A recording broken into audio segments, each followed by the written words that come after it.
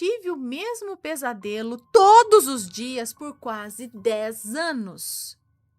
Uai! Olá, não sei em qual categoria se encaixa o meu relato, mas com certeza ele é algo inexplicável. Bora lá! Quando eu tinha 11 anos, acho que é uma moça que nos conta, tá? Quando eu tinha uns 11 anos, perdi minha avó paterna. Ela morava na casa ao lado da nossa, e por mais que ela sempre tentasse ser próxima a mim, nunca me senti confortável perto dela. Depois de sua morte, eu comecei a ter esses pesadelos diários.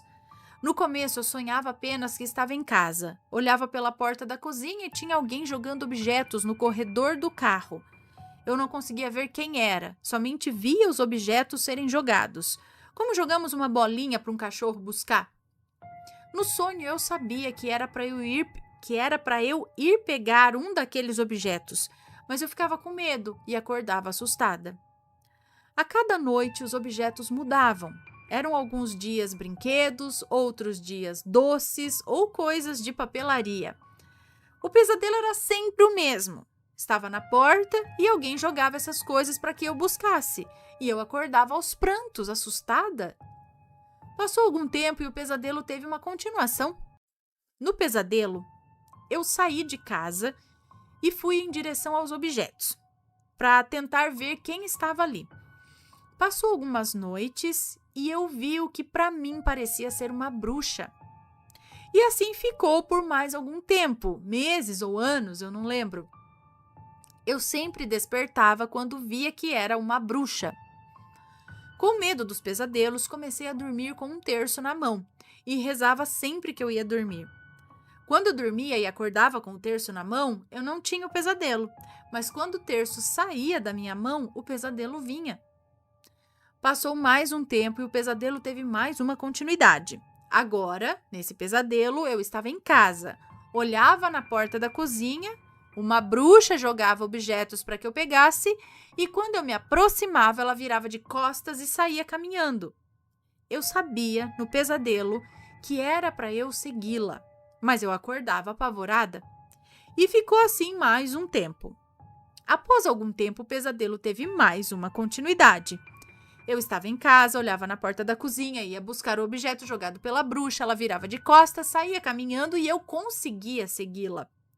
Ao sair onde deveria ser para a rua, na verdade era uma floresta, e eu acordava apavorada.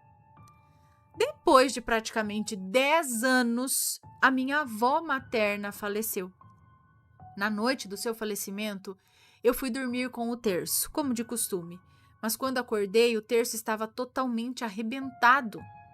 Não teria como fazer aquilo dormindo, pois o cordão do terço era resistente. Na noite seguinte, o meu pesadelo foi completo. Eu estava em casa, alguém jogava objetos para que eu pegasse, só que quando eu ia buscar, eu conseguia reconhecer a bruxa.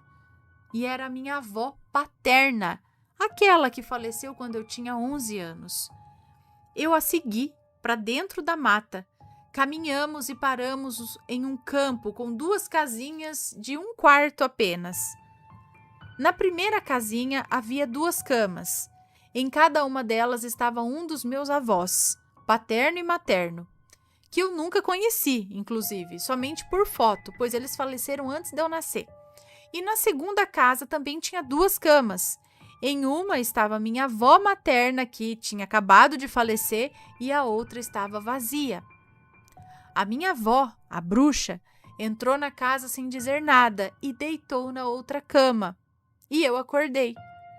Eu não estava assustada e tinha certeza que nunca mais teria aquele pesadelo. E nunca mais tive, realmente. Eu não sei o motivo do sonho, mas sempre me estranhou a continuidade dele e o tempo que ele levou para que essa história ficasse completa. Eu não conto para as pessoas, pois as poucas vezes que contei me olharam como se eu fosse louca ou como se eu estivesse possuída. Obrigada por me proporcionar um espaço para compartilhar esse fato da minha vida que tanto me marcou. Um abraço. Um beijo para você, muito obrigada. E realmente um sonho que ocorria todos os dias durante quase 10 anos não é para ser ignorado. Agora que parece que estava mostrando os pais, os avós falecidos. Eu fiquei confusa aqui que a materna estava morta e a paterna... Ah lá, com 11 anos perdeu a avó paterna. Mas foi depois que ela morreu que ela começou a sonhar. E aí foi descobrir que... Ai, gente, eu só não consigo entender ou chegar sei lá, no objetivo desse sonho, né? O que significa isso. Mas estranho ela ter o mesmo sonho durante todo esse tempo. Um sonho estranho, né? Vai saber. Se alguém tiver uma ideia, coloca aí nos comentários, conta pra gente.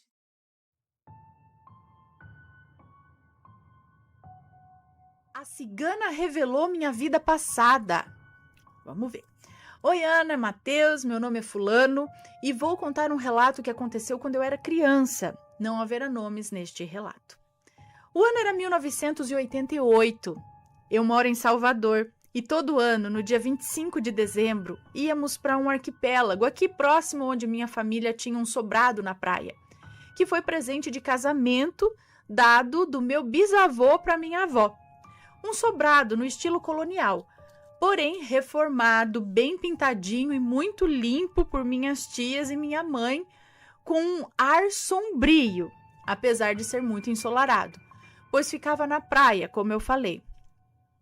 Nessa época, o lugar era apenas uma vila de pescadores e alguns veranistas. Hoje é o terceiro polo turístico do litoral baiano. Estávamos todos na praia quando notei uma mulher muito bonita conversando com a minha mãe. Eu me aproximei e notei que ela falava espanhol. Aquele que a língua fica presa entre os dentes. Elas falavam sobre esoterismo, que estava muito em moda naquela época. E eu fiquei muito curioso, pois sempre me interessei pelo assunto desde pequeno. A espanhola lá era de Barcelona, era espanhola mesmo, então. Ela era de Barcelona, cigana e taróloga, e combinou com a minha mãe que à noite iria lá em casa tirar o tarô pra gente. Era noite de lua cheia, pôr do sol e nascer da lua. Ficamos até a lua bem amarela nascer de frente ao sobrado. Então entramos e a cigana foi embora com o namorado dela. Eu estava deitado na rede, na varanda, olhando a lua, quando ouvi uma voz meio rouca e com aquele sotaque espanhol chamando no portão da praia. Era a cigana. Minha mãe gritou lá de dentro: "Pode entrar!" Assim que a cigana colocou os pés no sobrado, as lâmpadas se apagaram, pois naquele tempo a eletricidade era fornecida por um morador que tinha um gerador a óleo diesel. Quando dava 10 horas da noite, piscava e depois desligava. Porém, ainda era umas 7 da noite. Mas como o motor vivia dando problema, ninguém estranhou isso. Minha tia acendeu algumas velas e na mesa da sala a cigana começou a colocar as cartas. Parte da sala era iluminada pelas luzes das velas, parte era iluminada pela luz da lua, que entrava pela porta e pelas janelas, que ficavam sempre abertas. Outros tempos, né, gente? Mas confie... Outros tempos, mas confie no tio. É verdade, as portas e as janelas ficavam abertas. Dava um clima meio sobrenatural, uma atmosfera bucólica. Bom, a cigana tirou as cartas para as minhas tias, minha mãe, e quando chegou na minha vez, o homem responsável pelo gerador gritou no portão dos fundos e todos foram falar com ele. E eu fiquei sozinho com a cigana na sala, ouvindo aquela linda voz meio rouca e aquele sotaque espanhol falado suavemente. Ela falava que eu não precisava perguntar nada, apenas dizia que eu mentalizasse o que eu gostaria de saber, e as cartas mostrariam as respostas. Foi quando em minha mente veio uma lembrança muito antiga, de quando eu tinha 7 anos, e falava que tinha 2 irmãos. Detalhe, eu sou filho único. E falava que os meus irmãos eram pescadores e que moravam em uma cidade aqui da Bahia. Mas não tinha como eu saber naquela época que essa cidade era um polo pesqueiro, com a idade que eu tinha, né, quando falava essas coisas. Foi eu pensar nisso, a cigana começou a falar que em outra vida eu tinha 2 irmãos. Um chamava Beltrano e o outro Ciclano. que eles eram pescadores e muito pobres e que eu morri ainda criança. Olha, foi muito surpreendente como ela sabia dessas coisas. Aí eu mentalizei uma pergunta. Com o que eu iria trabalhar quando fosse adulto? E ela respondeu: mergulhador de plataforma. Era impressionante, a cigana era estupenda. Eu fiquei impressionado, tanto eu quanto minha mãe, minhas tias, meu pai, meus tios e primos, enfim. E depois de muito tempo, fui até a cidade onde supostamente vivia em outra vida, onde comprei uma lancha e quando passei numa rua da cidade alta, em frente a um casarão, eu tive um déjà vu, onde lembrei dos meus irmãos e até da minha avó, uma senhora muito magra, com os olhos com olheiras negras, me olhando da porta de um quarto com aquelas portas enormes. Eu fiquei paralisado por um tempo, até que o marinheiro que me acompanhava perguntou: o senhor está se sentindo bem? Seu rosto está pálido. Eu respondi com um sorriso meio desconcertado: estou bem, mestre. Não se preocupe, foi só uma tontura, mas já estou melhor. Hoje sou mergulhador e já trabalhei muito tempo embarcado em plataforma. Eu não esqueço do que aconteceu quando eu era criança. Agradecido por ler minha história, um beijo na alma, deixem o seu joinha, se inscrevam no canal, ativem o sininho, visitem a loja e, se puder, seja membro do canal. Ele que tá dizendo aqui, ó. Saúde para o casal, os herdeiros e os bichinhos. Um beijo para você, muito obrigada. Olha só que legal, gente. Imagina, sei lá, criança ter uma previsão dessa, né? Ela foi para o passado e depois para o futuro. E deu certo mesmo, né? Esse negócio de ter essas lembranças, que ele falava que tinha 2 irmãos e tal. Umas coisas interessantes. E ele ainda lembra disso, mas muitas crianças acabam esquecendo dessas coisinhas que falavam. Como eu sempre digo aqui que a Penélope, ela falava que morava em outra casa, em outro mundo. Tinha outro pai, outra mãe e não sei o quê. Que a irmã dela ensinou.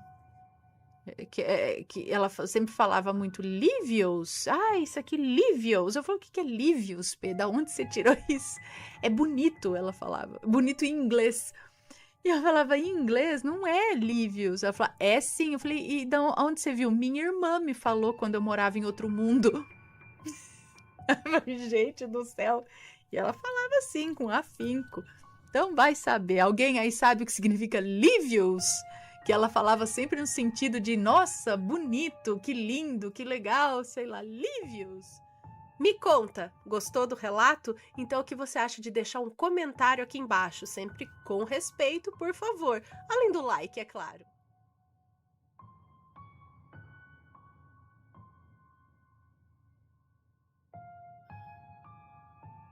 Beleza. Falando nos vírus da vida, vamos ver o que é esse daqui, ó. Casos na pandemia, este relato. Olá a todos os assombrados, venho contar uma experiência que tive trabalhando como fisioterapeuta em uma unidade semi-intensiva no interior de São Paulo durante a pandemia. Me chamo Fulana e outros relatos meus já foram lidos no canal. Eu sou médium, visual e auditiva, o que no meu caso não é um dom. Pois bem, no meio da pandemia tivemos muitas perdas. Almas que se foram sem nem mesmo ter consciência disso. Um certo dia, indo dar entrada no plantão de 12 horas em uma UTI semi-intensiva, no qual a médica responsável pela noite foi minha irmã, entrei pelos fundos do hospital onde os funcionários entram. Passando por um dos corredores, percebi que, sentado em uma parte que não estava sendo utilizada na ocasião, no hospital, havia um paciente com as roupas da UTI. Logo percebi que era um dos meus pacientes que se encontrava em estado grave no dia anterior. Fui em sua direção e perguntei o que ele estava fazendo ali. Ele só deu de ombros. Visto que o meu tempo estava curto e o fisioterapeuta da noite teria que me atualizar dos pacientes, passar o plantão, né? Continuei andando em direção à UTI. Chegando lá, fui cumprimentar minha irmã, que já estava de saída. Foi quando eu perguntei: O senhor Beltrano estava lá fora. Ele está desacompanhado. Você transferiu ele para o quarto? Ela regalou os olhos e disse: o senhor Beltrano teve 3 paradas essa madrugada e eu não consegui reverter. Eu levei um susto, mas nem o corpo do paciente se encontrava mais lá. Pedi para minha irmã que não comentasse e dei sequência aos atendimentos. Foram dias difíceis para quem tem a sensibilidade maior. Bom, obrigada por ler o meu relato e logo mandarei mais relatos. Um beijo para você, muito obrigada. Então, o que acontece, ou que, pelo que você diz aqui, aconteceu ou tem acontecido muito, é muitas pessoas desencarnarem sem ter consciência, ficarem realmente perdidos, sem saber se foi, se não foi, se tá ali em tratamento, é isso? Uma quantidade mais elevada nos últimos anos? Nos últimos tempos? Triste, né?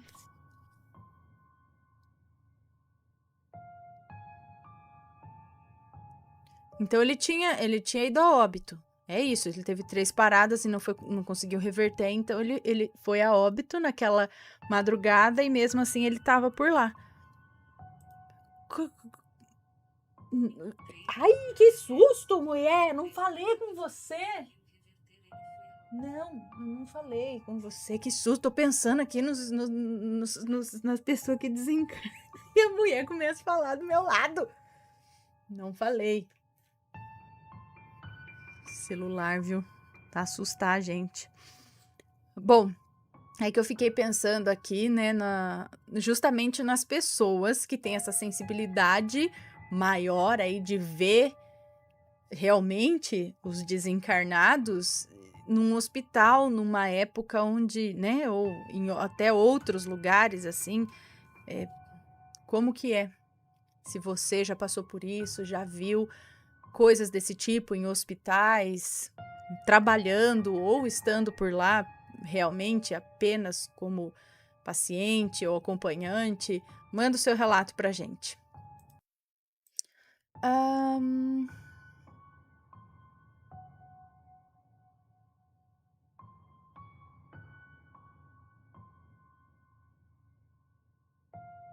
Ó, o fantasma que salvou a minha noiva da depressão. Vamos ler este. Olá, assombrados, eu sou a fulana e o meu relato é algo que aconteceu com a minha noiva há muitos anos, quando ainda éramos adolescentes.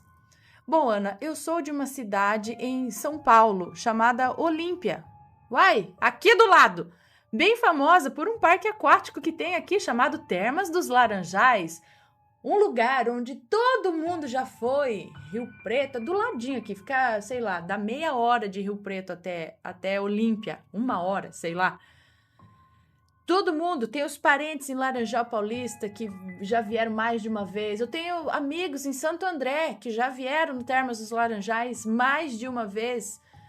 E nós aqui do lado nunca fomos em Olímpia, mas um dia, quem sabe, ainda iremos. Muito famoso, viu, pessoal? Termas dos Laranjais em Olímpia, aqui perto de São José do Rio Preto. É um dos melhores lugares, acho que do país em relação a parque aquático. Tem praia. Então, porque aqui é uma ótima opção. Como vocês sabem, estamos no deserto aqui em Rio Preto, aqui no meio do Brasil, praticamente. A gente tá aqui pra cima, então a gente tá longe de praia, tá longe. Você quer ir numa praia, você tem que enfrentar uma vida pra ir numa praia. E aí aqui em Olímpia tem hotéis, tem piscina, tem imitação de praia. Dá pra surfar, que tem imitação de onda, imitação. Enfim, né? Ó, fazendo propaganda de graça aqui pro Termas, sendo que eu nunca fui. Bom, ela é de Olímpia. E nós moramos numa vila bem tranquila e segura. Então era normal a molecada ficar na rua até tarde da noite. Atualmente eu tenho 24 anos e já não moro mais em Olímpia. Não tá mais. Eu moro numa outra cidade, numa cidade chamada Gramados, no sul, junto com a mulher que viveu esse relato e possibilitou que ele estivesse no seu vídeo hoje. Quando eu tinha por volta dos meus 15 anos, 9 anos atrás, mais ou menos, eu tinha os amigos que moravam em minha rua. Todos os nomes já foram mudados, ok. Então nós éramos em 3. Eu, Odessa e Caio.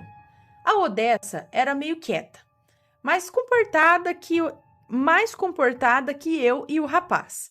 E sempre era a mais responsável também. Quando eu e o Caio fazíamos algo de errado, a Odessa era a primeira que tentava consertar as coisas e nos ajudar. Era como se fosse a nossa mãe, apesar de ter a mesma idade que a gente. Um dia, quando estávamos jogando conversa fora, sentados na calçada, eu e o Caio percebemos que a Odessa estava mais quieta e usava uma blusa de manga longa, meio fina, num calor de rachar mamona. Quando perguntamos o porquê da blusa, Odessa simplesmente nos disse que queria usar e pronto. Ela praticamente fugiu da nossa pergunta, Ana. E é claro que eu e o Caio não acreditamos, porque ela era uma péssima mentirosa. Deixamos passar naquela hora, mas uns dias depois, falando com o irmão da Odessa, o Caio descobriu que ela tinha depressão e me contou na hora. Nas semanas que se passaram, nós dois ficamos pressionando a Odessa, pedindo para ela admitir que tinha depressão, ou só tentando animar ela mesmo, mas parecia que ela só ficava mais deprimida ainda. Ela, vendo que a gente já tinha descoberto a depressão, percebeu que não tinha mais por que esconder e disse: eu tenho depressão mesmo, e não vai adiantar mandar eu me animar, porque eu não vou conseguir. E isso deixou a gente bastante desconcertado, principalmente eu. Nenhum de nós dois conseguia fazer ela esquecer essa depressão. E sério, ela parecia cada vez mais magra e triste, Ana. O meu coração doía só de vê-la naquele estado.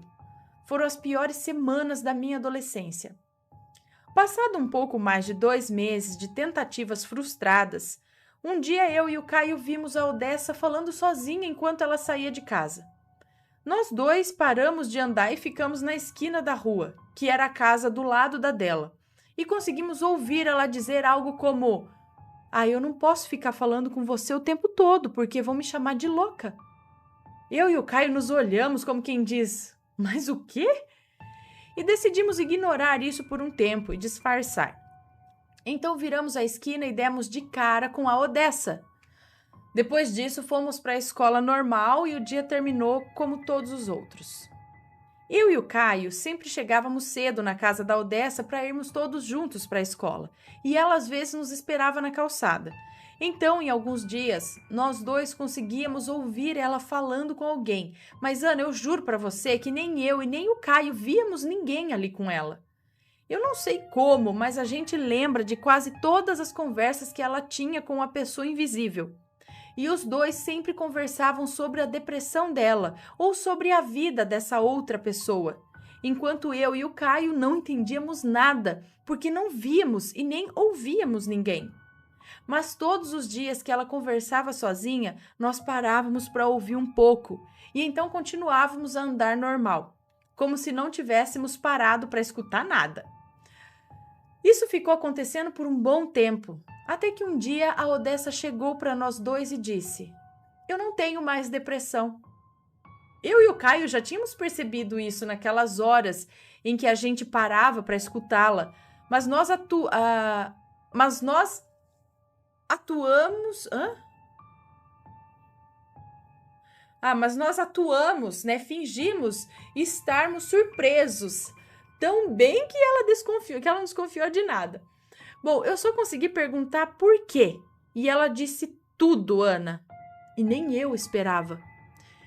Abaixo eu vou escrever mais ou menos o que ela disse. Não é tão preciso porque eu não me lembro de tudo, nem o Caio e nem a própria Odessa, mas o que ela disse foi mais ou menos isso. Eu não sabia que tinha a mediunidade tão avançada, até que um dia eu vi um menino tão branco parado na frente de casa e eu na hora percebi que ele simplesmente não era vivo. A pele dele era quase transparente e ficava na cara que o moleque era um fantasma. Eu nunca perguntei se ele era um espírito ou não, porque estava na cara dele que ele já sabia que eu sabia. Mas aquele menino virou meu melhor amigo, assim como vocês são. Ele me animava quando eu não estava com vocês e vivia me seguindo para cima. E vivia me seguindo para cima e para baixo, até dentro de casa. Tinha noites que a gente passava conversando e eu fui quase esquecendo a depressão, até que nem sentia mais aquele desânimo de não querer fazer mais nada todos os dias. Eu disse isso para ele e depois disso ele só apareceu mais uma vez para me dizer: eu acho que o que me segurou aqui foi você, porque agora eu sinto que eu posso ir embora. Boa sorte e não esquece quem lutou por você o tempo todo. E depois disso ele sumiu e não apareceu até hoje. Eu e o Caio não a chamamos de louca nem nada, porque a Odessa era bem pé no chão e nós tínhamos mesmo escutado ela conversar com o fantasma. Depois que ela disse isso, eu não sei o Caio, mas eu fiquei tão feliz que eu acreditei em tudo que ela disse. Estava tão agradecida a esse menino fantasma que eu nem estranhei nem nada. Desde então, a Odessa nunca mais teve episódios de depressão. E toda vez que ela fica um pouco desanimada, ela diz que se lembra do garoto e se anima de novo. Hoje nós duas somos noivas e a Odessa é a pessoa mais feliz que eu conheço. Até parece que ela joga aquele jogo do contente da Poliana. Jogo do contente? Não sei o que é, mas depois eu vou procurar saber. Ela já falou comigo sobre esse menino. Disse algumas coisas dele, e quando conseguíamos nos encontrar com o Caio numa viagem, falávamos para ele também. Bom, Ana, um beijo para você, para o Matheus e para os seus mini assombrados também. Eu espero que com esse relato as pessoas coloquem na cabeça que nem todo espírito é mau e que na maioria das vezes a única coisa que você precisa fazer é falar com ele e seguir a vida, porque ele pode te ajudar, como ajudou a minha noiva. E por favor, para as pessoas que têm depressão, eu peço que tentem ao máximo se animar, superar isso e não deixar esse desânimo acabar com a vida de vocês, porque é muito ruim. Tentem arranjar um tempo para ligarem no número 188, porque alguém vai estar do outro lado da linha para falar com você, assim como esse menino estava para falar com a Odessa. Um beijo para todos e uma ótima tarde, uma ótima noite. Obrigada, Ana, obrigada também a esse fantasma que salvou o amor da minha vida. Obrigada, fantasma. Obrigada por compartilhar o relato conosco. Um beijo para vocês duas e pro Caio e pro fantasma. Que legal, olha só. Então as pessoas, cada um encontra ali o seu jeito de vencer a depressão. Lembrando que a gente sempre também deve procurar um médico, procurar vários meios, entendeu? Porque às vezes é difícil combater só tentando se animar. Às vezes a gente precisa, muitas vezes, de medicamento, porque ocorre um desequilíbrio químico e tal, não é? Me corrija se eu estiver falando besteira. Mas eu acho muito importante também, além dos medicamentos e do acompanhamento médico, encontrar alguma outra forma. No caso, veio até ela esse espírito, né, que ajudou. Mas às vezes você acaba encontrando uma religião, uma crença que pode ajudar, uma atividade, sabe, um esporte. Eu não sei, às vezes acho que vale a pena procurar uma coisa que você goste, se interesse e focar nela, não é? E é isso, vamos fechar. Ai, peraí.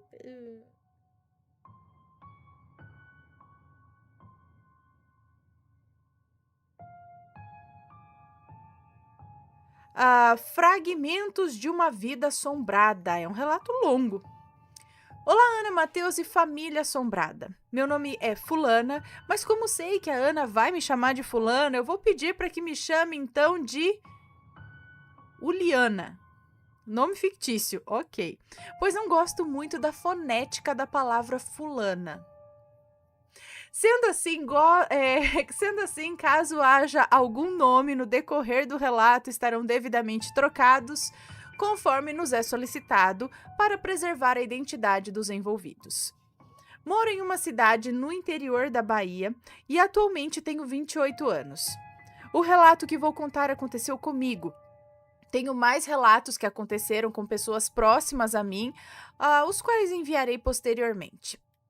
Na minha família, tanto eu quanto os meus pais temos uma certa sensibilidade para o sobrenatural. E o primeiro acontecimento me ocorreu aos 3 anos de idade. E sim, Ana, me lembro de tudo perfeitamente até hoje. E ainda tenho memórias de algumas coisas que aconteceram quando eu tinha 2 anos de idade até. Eu também. Geralmente, quando falo algo que ocorreu naquele tempo, a minha mãe logo responde incrédula: Nossa, não é possível você se lembrar disso, você só tinha 2 anos naquela época. Hoje a minha memória não é tão boa como antigamente, mas ainda assim continua fazendo um trabalho eficiente. Mas bem, voltando ao relato, antes de narrar o episódio de que me recordo, preciso ponderar antes algo que me foi contado por minha mãe. Quando eu tinha 3 anos, a minha avó paterna veio a falecer. E minha mãe conta que quando familiares e amigos foram para o cemitério, para o sepultamento, ficou somente ela e uma concunhada na casa da minha avó. Elas resolveram não ir para o cemitério, já que ambas tinham filhos pequenos e precisavam arrumar a casa, que estava uma zona pós-velório. Antes de começar a pôr em ordem a bagunça, a minha mãe me colocou para dormir em uma cama que geralmente ela sempre usava quando estava naquela casa e, como de costume, ela dobrou um cobertor e colocou na beira da cama, fazendo uma espécie de obstáculo para que, se porventura eu rolasse, não chegasse a cair no chão. Feito isso, ela foi cuidar de seus afazeres e, passado algum tempo, ao passar em frente ao quarto que eu estava, o qual não tinha porta, ela ficou de cabelo em pé, pois o cobertor que ela havia dobrado estava estendido sobre a cama, de modo que eu estava coberta por ele, somente com a cabeça para fora. Minha mãe imediatamente foi chamar minha tia, a concunhada que eu mencionei anteriormente, e perguntou se foi ela que me embrulhou ali, obtendo uma negação em resposta. Logo, ela concluiu que só poderia ter sido a minha avó, que, segundo a minha mãe relata, tinha o hábito de fazer isso. Apesar do susto, tudo seguiu relativamente tranquilo, até que meses depois, quando eu estava próximo de completar 4 anos, eu a vi. Ana, nessa noite, tinha faltado energia na cidade, e nessa época eu dormia em um colchão no chão, ao lado da cama dos meus pais. Cama essa que eles dividiam com a minha irmã recém-nascida, que não tinha berço. Uma vez que os meus pais não tinham condições de comprar naquele tempo, o ano era 1998. Nessa noite, fomos dormir e no meio da noite, não sei precisar o horário que eu acordei, mas ao acordar, vi ajoelhada ao meu lado uma mulher com uma pintinha na lateral direita do buço. Os cabelos negros enrolados em um coque. A minha avó faleceu aos 60 anos e quase não tinha nenhum fio branco. Ela estava vestindo um vestido meio marrom, quase bege florido. Ela sorria, olhando fixamente para mim, um sorriso cheio de ternura que não mostrava os dentes. E, contornando todo o seu corpo, uma luz amarela emanava, semelhante a uma lâmpada incandescente. Como eu era uma criança que ainda não tinha conhecimento do sobrenatural, eu dei de ombros e encarei a mulher. Afinal, eu não sentia medo até então. Mas como eu queria continuar a dormir e a mulher não fazia menção de ir embora, eu puxei o meu cobertor e cobri a minha cabeça para que ela não ficasse ali me encarando. Esse hábito de dormir coberta dos pés à cabeça começou aí, mas faço isso até hoje. Acordei na manhã seguinte e a mulher, logicamente, já não estava mais lá. Assim que acordei, fui logo contar para minha mãe o ocorrido. O surreal é que eu falei para minha mãe que eu vi uma mulher. Não falei que eu vi a minha avó. Era como se em poucos meses eu tivesse esquecido seu rosto. Até hoje eu sou péssima para decorar fisionomias. Já nomes eu memorizo com muita facilidade. A minha mãe deduziu que seria minha avó pelas características que eu falei.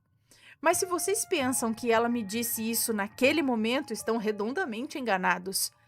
Mesmo ficando com um arrepio na espinha, ela deu de ombros e disse que provavelmente eu tinha sonhado. Só que, Ana, eu sei o que eu vi e estava de olhos bem abertos. Acordadinha da Silva. Minha mãe só foi me contar que provavelmente era o espírito da minha avó quando eu tinha idade suficiente para entender o que aconteceu, pois ela temia me deixar assustada. Bem, mas essa tática dela não resolveu muito porque eu cresci amedrontada, tendo medo da minha própria sombra, além de morrer de medo do escuro também. Bom, os anos se passaram e em 2005, no dia 30 de dezembro, meu avô paterno faleceu, vítima de um infarto fulminante. Ele era muito apegado a mim e, consequentemente, eu a ele. Nessa época, eu estava com 11 anos e não aceitava que ele havia morrido. Chegava a pensar que ele havia sido enterrado vivo e que ia sair de sua cova e voltar para casa são e salvo. Sim, assombrados, eu era uma garotinha iludida.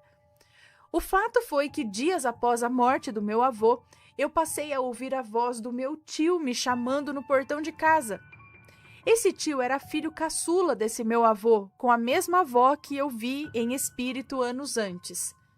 No momento do desencarne do meu avô, esse referido tio segurava sua mão em seu leito de morte, pois moravam na mesma casa. Desse modo, sempre que eu ouvia o meu tio me chamando, eu ia no portão para abrir a porta. E, pasmem, não havia ninguém lá. O curioso é que a minha mãe também ouvia a mesma coisa. E isso era motivo suficiente para eu saber que o que eu ouvia não era coisa da minha imaginação. Um dia, minha mãe e eu estávamos passando em uma rua perto de casa e ouvimos a voz do meu tio chamando pelo meu nome. Esqueci de ressaltar que ele me chamava não exatamente pelo meu nome, mas sim pelo meu apelido.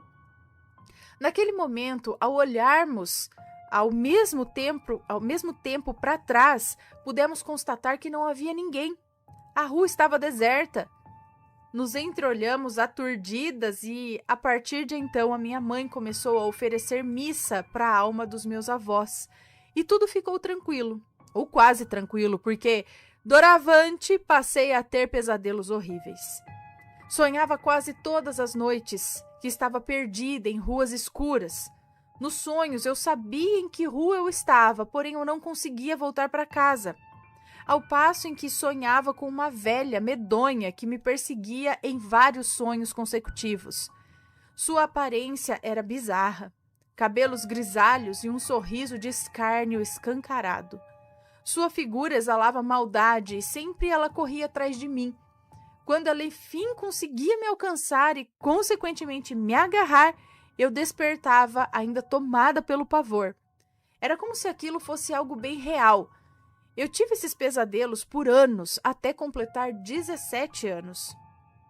Todavia, ainda quando eu tinha 13 anos, minha mãe comprou 2 camas de solteiro. Uma era para mim e a outra para minha irmã.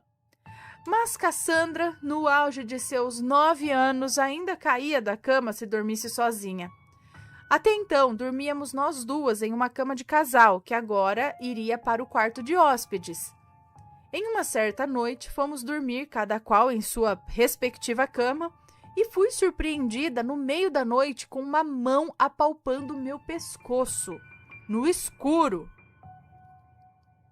Uma mão apalpando meu pescoço. E no escuro, eu peguei essa mão e empurrei para longe.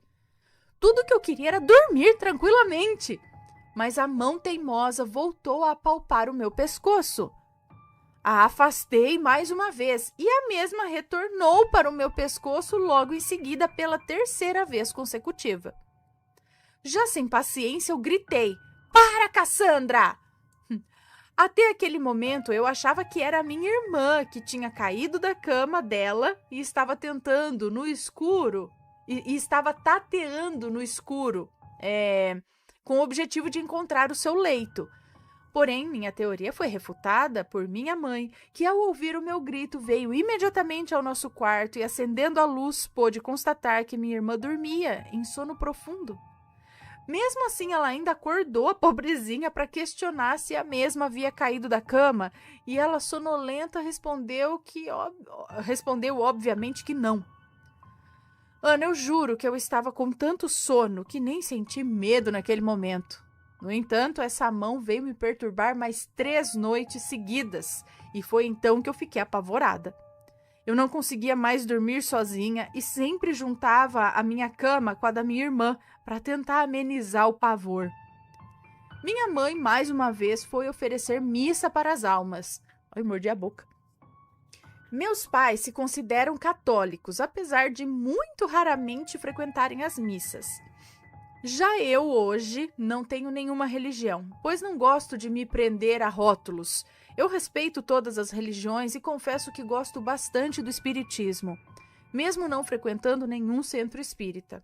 Aliás, foi estudando espiritismo por conta própria que passei a sentir menos medo dos acontecimentos sobrenaturais que me rodeavam.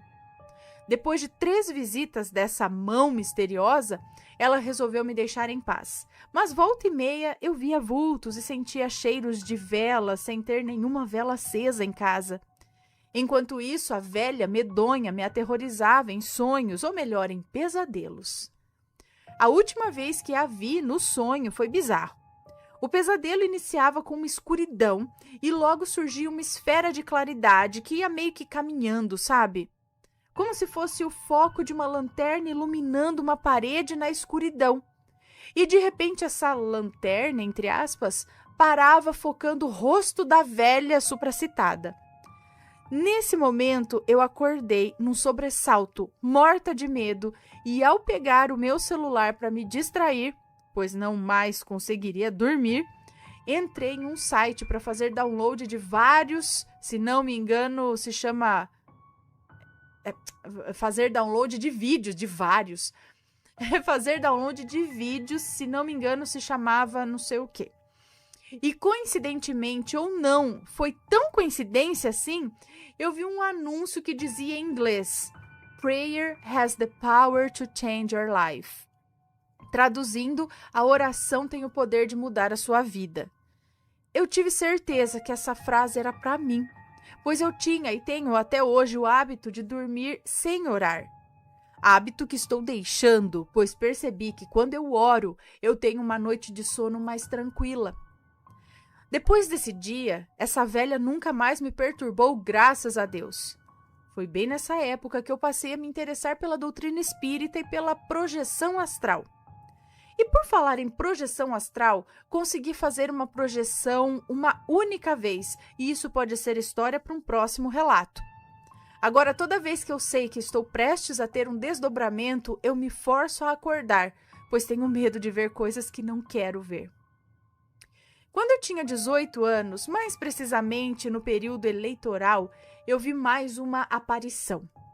Era pouco mais de 10 horas da noite e o meu namorado, que hoje é meu marido, havia acabado de me deixar em casa depois de uma reunião de uma ONG que fazíamos parte na época.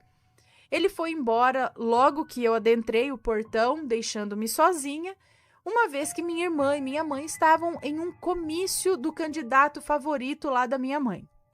Conforme os minutos foram passando, com o intuito de ver se elas já estavam chegando, fui para a janela.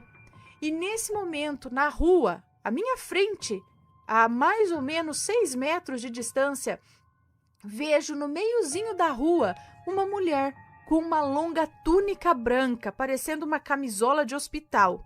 Sabe? Assim? Os cabelos soltos, eram pretos e compridos, e ela parecia estar desesperada, pois colocava as mãos na cabeça e se contorcia de um modo estranho. Não deu para ver o rosto, e quando eu pisquei o olho, ela simplesmente sumiu, evaporou. Não tinha como ela ter atravessado a rua e desaparecido tão rápido assim, correndo. Realmente foi apenas o tempo de uma piscada de olho. Eu gelei naquele momento. Gente desse mundo não iria desaparecer assim, muito menos sair na rua vestida daquele jeito. Abri a porta e fui esperar minha mãe na rua. Vai que aquela aparição resolve aparecer dentro de casa, né? Na rua, pelo menos, eu poderia gritar pelos vizinhos de modo mais rápido e mais audível. Quando minha mãe e minha irmã chegaram, contei o ocorrido para elas, que ficaram assustadas, mas não quiseram prolongar o assunto, pois elas também eram medrosas de carteirinha. Mais uma vez, a vida seguiu o seu curso e um dia, enquanto eu e meu namorado fazíamos um passeio por um povoado próximo da minha cidade, resolvemos visitar o cemitério dessa cidade. Eu sempre gostei, ou o cemitério desse povoado, enfim. Eu sempre gostei de visitar cemitérios. Geralmente, no dia de finados, que era quando eu visitava o túmulo dos meus avós, eu passava horas explorando o local, tumba por tumba, somente para ler o nome das pessoas que jaziam ali, o seu ano de nascimento e falecimento, tudo com muito respeito, é claro. Nesse dia que entramos no cemitério do povoado acima mencionado, não era dia de finados, mas mesmo assim entramos. Ficamos por alguns minutos contemplando as lápides e, ao sairmos, comecei a sentir cheiro de rosas. Somente eu sentia. O meu namorado não sentia nada. Desse povoado até a minha casa era um percurso de cerca de 40 minutos de moto. E passei todo o trajeto e algum tempo depois de chegar em casa ainda sentindo o cheiro de rosas. Assombrados, caso isso já tenha acontecido com vocês e se alguém sabe o que significa, deixem nos comentários, pois isso até hoje me intriga. O último acontecimento que vou contar hoje aconteceu quando eu ainda era solteira e morava com os meus pais. Naquela casa, eu sempre vivia com medo. Eu via vultos e não conseguia dormir direito. Acordava sempre gritando com pesadelos e não assombrados. Não acredito que a casa seja mal assombrada, visto que foi o meu pai que construiu e fomos os primeiros moradores dela. Certa noite eu estava dormindo e acordei com uma voz masculina atrás de mim, e essa voz me disse: "Você não pode fugir do seu destino." E ao invés de eu perguntar o que aquilo significava, eu simplesmente perguntei, me borrando de medo: "Quem é você?" Ao passo que o desconhecido respondeu: "Vire-se que verás quem sou." E quem disse que eu tive coragem, né, gente? Eu simplesmente apertei os olhos, fechando o máximo que podia para me certificar que eu não veria nadinha. Resultado, a voz sumiu e eu escutei... A voz sumiu e eu custei a pegar no sono. Mas depois de algum tempo, finalmente consegui dormir. Nunca mais ouvi essa voz e até hoje eu não entendo o que esse ser quis dizer com aquelas palavras. Me casei em 2016 e moro num loteamento novo, afastado da cidade, com muito mato em volta e com poucos vizinhos. Mas, estranhamente, não sinto medo de ficar sozinha aqui. Não vejo vultos na minha casa, ainda tenho pesadelos e às vezes sonhos enigmáticos que têm algo a ver com acontecimentos vindouros em minha vida. Mas graças a Deus já não sinto aquele medo e perturbação espiritual de antes. 2 médiuns aqui da minha cidade já me falaram que eu tenho mediunidade e que preciso desenvolvê-la, e que fazendo isso iria amenizar as minhas dores de cabeça, pois eu sofro com crises severas de enxaqueca, e mesmo acreditando na minha mediunidade, eu prefiro não mexer com o que está quieto, Ana. Lutei muito e estudei muito para conseguir ao menos essa parcela de paz espiritual que eu tenho hoje. E tenho medo de que ao desenvolver essa suposta mediunidade, eu acabe ficando mais perturbada do que eu já era. Eu já tive vezes de deitar na cama e rezar para os vizinhos fazerem barulho, Ana. O barulho me tranquilizava. Já teve vezes de passar a noite em claro, amedrontada, e só dormir às 5 da manhã, quando ouvia os garis varrendo a rua. Hoje eu estou em paz e posso dizer que não sou mais tão assombrada assim. Conheci o canal há pouco tempo, mas somente agora, recentemente, me inscrevi e virei ouvinte assídua. Amo lavar a louça ouvindo os relatos, eles deixam essa atividade, que eu detesto fazer, prazerosa.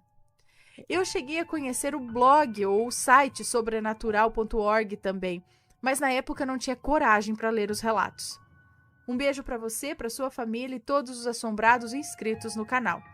Obrigada por contar o meu relato, tenho muitos outros que irei mandar para você em um futuro próximo. Um beijo para você, muito obrigada por compartilhar conosco a sua história e alguns acontecimentos aí da sua vida assombrada. Não é mesmo? Pois é, pessoal. Bom, deixa eu dar beijinho aqui, tá? O copo borbulhante da penseira. A moça que nos conta esse relato diz que isso aconteceu há muitos anos atrás, quando ela nem era nascida ainda, lá por 1960 e pouco. Ela conta que o bisavô dela, o Beto, ele sofria de uma enxaqueca fortíssima. E era uma enxaqueca passada de geração em geração, só que pulava uma. Sabe, tipo assim, o bisavô dela tinha, o avô não teve. A mãe dela tem a enxaqueca, ela não tem, sabe? Pula uma, mas vem, ó. E ela conta que essa dor é descrita por eles como um poderoso martelo batendo aqui, ó, na lateral esquerda da cabeça, acima do olho, que ecoa lentamente. E essa dor aumenta e diminui ao longo dos dias, todos os dias, sem pausa. Então, essa dor não vai embora, ela apenas diminui ou aumenta, mas está ali todos os dias, essa martelada aqui, ó, nesse lugar da cabeça. E cansado dessa dor, o bisavô dela reclamava todos os dias, pedia ajuda a Deus para livrar dessa dor. E ela conta que ele era católico, porém não adorava santos. Ele diz que achava isso uma blasfêmia contra o Senhor. Mas também nunca negou ajuda de nenhuma parte. Ou seja, se viesse uma ajuda de uma benzedeira, de outra religião, acho que ele estava aceitando. Já a avó dela era evangélica, muito fiel às práticas da religião dela, mas também aberta a outras ajudas. E graças ao conselho de uma antiga e boa amiga, a avó dela pediu ajuda de uma penseira. Uma penseira é uma mulher que ajuda as outras pessoas através de orações que ela faz em casa. Então essa penseira, Dona Antônia, foi até a casa deles. E chegando lá, o bisavô dela reclamou dessa dor, que ele não aguentava mais esse tormento todos os dias. Não queria mais que essa dor fosse amiga dele, ele queria essa dor bem longe, o mais longe possível dele. A Dona Antônia, a penseira, muito sábia, muito calma, pediu a Dona Marta, que é a avó da moça que nos conta esse relato, pediu a ela um copo com água e um pano branco. Ou era só um pano, não sei, um pano. Um copo com água e um pano. E assim foi feito, entregaram para ela o copo com a água e o pano. E então ela disse que o avô dela assistiu a coisa mais inimaginável que podia acontecer. Algo muito louco. Antônia colocou o copo com o pano sobre a cabeça do Beto, do bisavô dela. E aí ela começou a fazer a oração. Enquanto ela fazia a oração, o copo borbulhava a água dentro do copo. Borbulhava tanto que chegava a derramar a água para fora do copo de tanto que borbulhava. Parecia água fervente. Não tinha explicação. Aquilo não era química, não era ciência, não era nada, não tinha nada ali que pudesse explicar isso. Não era explicável, mas era visível e assustador. Quando a Dona Antônia terminou, seguiu seu caminho, foi embora, e o Beto, o bisavô dela, nunca mais teve nenhuma dor de cabeça, nunca mais teve enxaqueca. O que os médicos não resolveram, Deus ajeitou. Infelizmente, a mãe dela ainda sofre com essas dores, sendo que tem dia que ela tem que passar o dia inteiro no escuro total. Mas felizmente diz que já faz um bom tempo que uma dor dessas não chega até ela. E ela termina dizendo aqui, ó, meus amigos, não recusem ajuda. Sempre abram as suas portas para o bem que ele vem.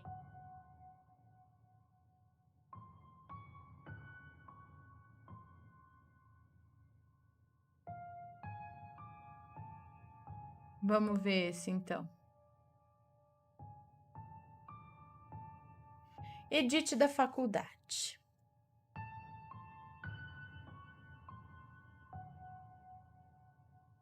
Ai, não vai sumir? Lá. Olá, Ana, me chamo Fulana e estou apenas emprestando o e-mail da minha prima para te escrever. Conheci o seu canal por ela e vendo os relatos de Edith me identifiquei e resolvi contar o que me passou. Eu faço faculdade há 2 anos, Mas tem uma colega de turma que já fez tanta maldade, não apenas para mim, mas para várias veteranas. Bom, logo que entrei,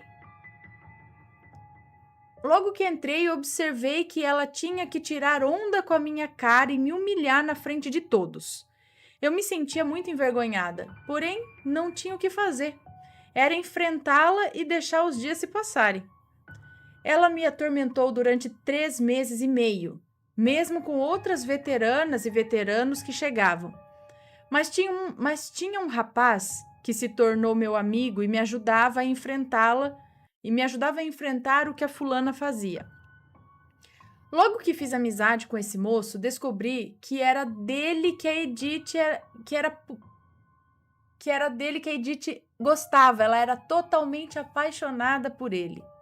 Por ser amiga dele, atraía a ira dela.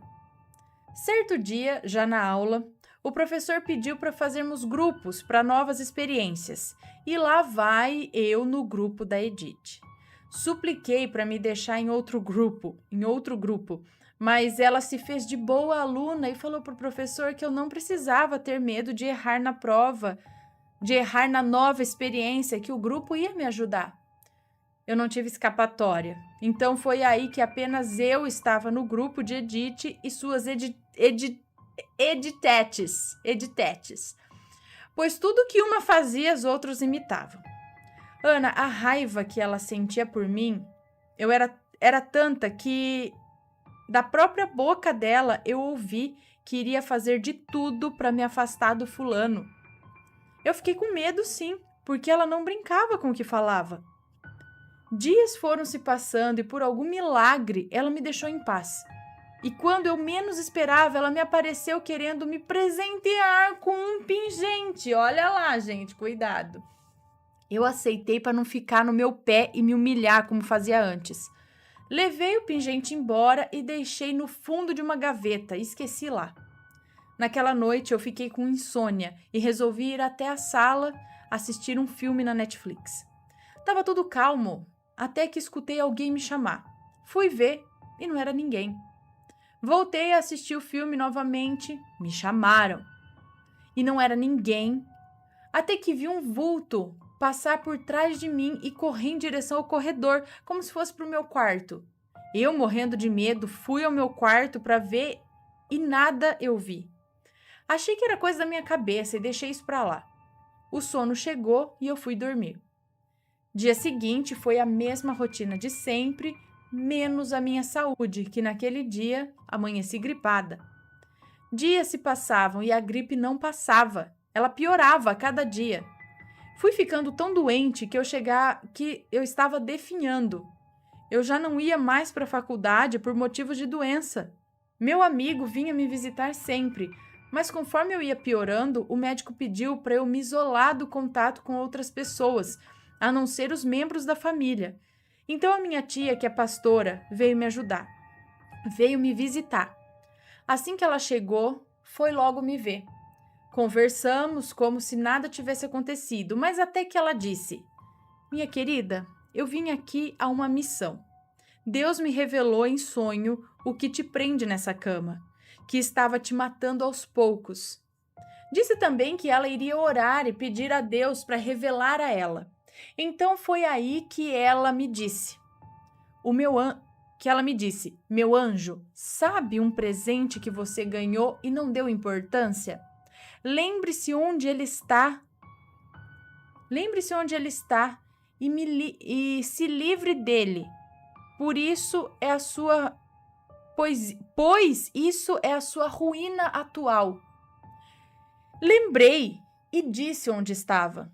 Ela pegou, levou para o quintal, orou até perder as forças e o pingente queimou. Aí eu entendi que Edith fez eu me afastar do fulano, a quem ela amava como uma doente, né? E me deixando para morrer. A minha tia disse que ia ficar tudo bem e que a pessoa que fez o tal ato contra mim iria pagar com Deus. Mas aquele pingente foi o que atraiu aquele vulto para debaixo da minha cama, me deixando cada dia pior. Hoje eu tô melhor. Tomo cuidado com qualquer pessoa. Realmente eu me afastei do fulano, pois ele se mudou e não tive mais contato. Porém, Edith já não é mais a mesma e também não tem ele. Está pagando pelo mal que fez, se acabando nas drogas e se matando aos poucos. Eu oro por ela, pois aprendi que devo orar pelo meu inimigo. É difícil a cada joelhada para orar por ela. Porém, não posso me rebaixar ao nível dela e devo me lembrar que Deus usou a minha tia para me salvar. Obrigada, Ana, por ler meu relato. Desculpa os erros ortográficos. Sucesso ao canal e adoro muito. Desculpa por ser longo, mas precisei explicar bem para entender. Não, foi longo não. Muito obrigada pelo seu relato. Ah lá, tá vendo? Não dá certo. Ficou sem também. Fez tudo que fez e tá mal agora. Ai, eu não anotei o nome.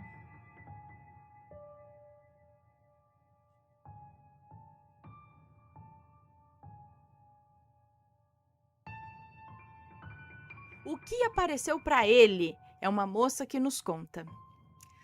Ana, minha família sempre gostou de carnaval, mas hoje entendo e acredito que nesse período portas estão abertas para aparições de coisas boas e ruins. Aqui nas ruas colocam palanque, barracas, pula-pula, escorrega inflável e aproveitamos para levar as crianças para curtir um pouco. Nesse dia resolvemos ir até a praça. Minha mãe, minha irmã, meu irmão, meu sobrinho, minha sobrinha e eu. Meu irmão, nessa época, frequentava um centro junto com a esposa e os 2 filhos. Eu não concordava muito, pois eu achava que as crianças começavam a assumir responsabilidades que eram de adultos. Mas ele e minha cunhada achavam normal, então eu respeitava. Depois de algumas horas, resolvemos voltar para casa e o caminho era longo. Na esquina de casa só tinha uma única barraca e o resto da rua um deserto só. Meu irmão e eu resolvemos que teríamos que beber. Aí meu irmão e eu resolvemos que teríamos que beber a danada da saideira. Minha mãe falou que não, que já era tarde, mas acabou concordando e paramos de pé mesmo ali na barraca e pedimos uma bebida. Meu sobrinho, nessa época, devia ter uns 7 anos e já era uma criança bem sensível para o mundo espiritual. Logo que pegamos a bebida, ele se afastou um pouco na calçada e sentou no meio-fio de cabeça baixa. Minha mãe, que já imaginava o que seria, perguntou: "O que foi?" Os nomes estão todos trocados, ok? Ela perguntou: "O que foi, Rafael?" "Aquele homem feio está ali, vó, e olhando para mim", ele disse. Minha mãe disse assim: "Deixa pra lá, meu filho, não fique com medo, que tá todo mundo aqui com você e ele não vai te fazer mal."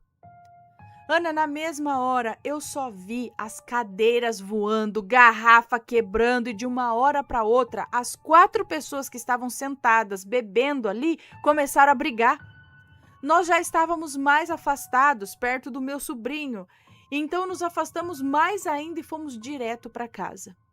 A bendita saideira não acabou bem não, mas valeu para a gente ficar mais atento e principalmente nesse período de carnaval.